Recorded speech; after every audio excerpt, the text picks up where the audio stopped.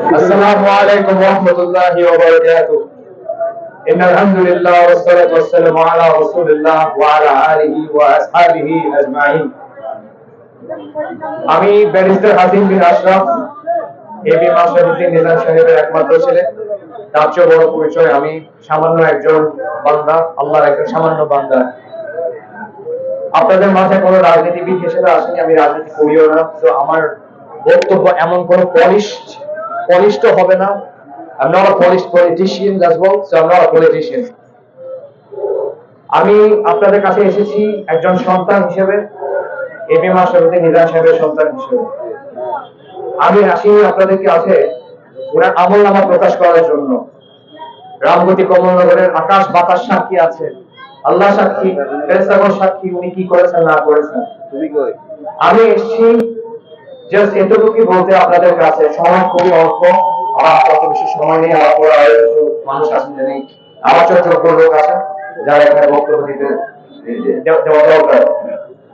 আমি জাস্ট এতটুকুই বলবো, আগেও বলেছি দু তিনটা সবাই, যে নিজাম সাহেবের অক্লান্ত পরিশ্রম, অক্লান্ত ওনার স্যাক্রিফাইস, আত্মত্যাগ।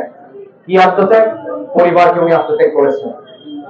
উনি রামগতি কমলনগরকে আমাদের পরিবারের চেয়ে বেশি ভালোবেসেছেন। বেসেছেন কিনা? ওনার আত্মত্যাগের বিনিময় হলো, আপনারা যদি মনে করেন উনি যোগ্য, তাহলে অবশ্যই ওনাকে ভোট দিবেন। 12 তারিখে ভোট কেন্দ্রে গিয়ে ভোট দিবেন, ধানের শীষ প্রতীকে ওনাকে জয়যুক্ত করবেন।